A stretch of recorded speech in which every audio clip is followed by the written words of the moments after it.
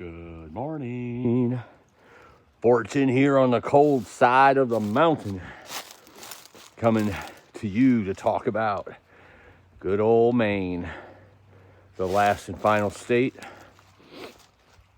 of the Appalachian Trail Thru-Hike. Whew. I'm a little winded from coming up this mountain right now. It's cold out here. I want to take some clothes off, or layers off, but it's just too cold. Anyway, talking about Maine. I'm going to preface this by saying one thing. A lot of people think New Hampshire and the whites are the toughest part of the trail, and they worry about that. Hardly anyone ever talks about Maine. Southern Maine, in my opinion, is definitely tougher than the whites or anything that precedes it on the Appalachian Trail. For about the first, 70 to 100 miles, it's pretty tough. Most of it, you have things to hold on to, kind of like New Hampshire, but a lot of scrambling, a lot of rock faces like this, a lot of rebarb, ladders, and a lot of swamp, a lot of wet ground with bog boards. It's tough, but oh so beautiful.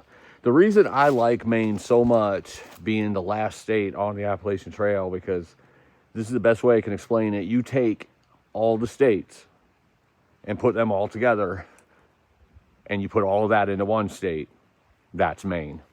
You have everything that Georgia, North Carolina, Tennessee, Virginia, West Virginia, Pennsylvania, Maryland, the Atlantic states, New York, New Jersey, Connecticut, Massachusetts, getting up to New England, Vermont, and New Hampshire. You put it all together and you got Maine. It's like its own Thru-Hike, to be honest. 230, 260, I don't remember exactly how many miles it is, but it's just a lot of rough mountains in the beginning, very rugged, a lot of roots, pretty much all roots. If you have a section that doesn't have roots, count yourself lucky, because it won't last long.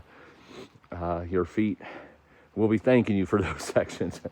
Even though I had some back issues the last couple days of Maine and some really bad back spasms in Baxter State Park and climbing up Mount Katahdin to finish last year, it is still hands down my favorite state, the most beautiful state. Just so many steep, beautiful mountains with beautiful views, and just mountains for days and views for days. The towns are nice for your resupplies. There's not many of them, but the ones that are there are definitely gorgeous. I didn't see any moose, but some people see moose there. A lot of moose droppings, a lot of moose prints, but I didn't get to see any moose myself. There was one night that I heard some for sure at a lake, but never got to see any, even though I left at 4 o'clock in the morning that next morning. I still didn't get to see any. I don't know if I'd want to see one at 4 o'clock in the morning now. But it's a beautiful area after that first 1/3 or a half, so to speak. I think it's after the Bigelows. After you get off the Bigelows, everything gets a little cruisier. But when I say cruisier, it just means flatter. A lot more ponds and lakes, but you still have a lot of roots. But you would definitely make up some better time then. You start going, probably add another 5 or 10 miles a day in the same amount of time that you do before that. Just absolutely gorgeous. Just know when you're coming into it, it's just as tough as the whites. Don't think you're coming into Maine and everything's going to be easy now. Nope. It's the ending and the finale for a reason. It makes you work for it, just like the rest of the trail. But also, don't worry. At this point, you've went 2,000 miles. You're ready for Maine.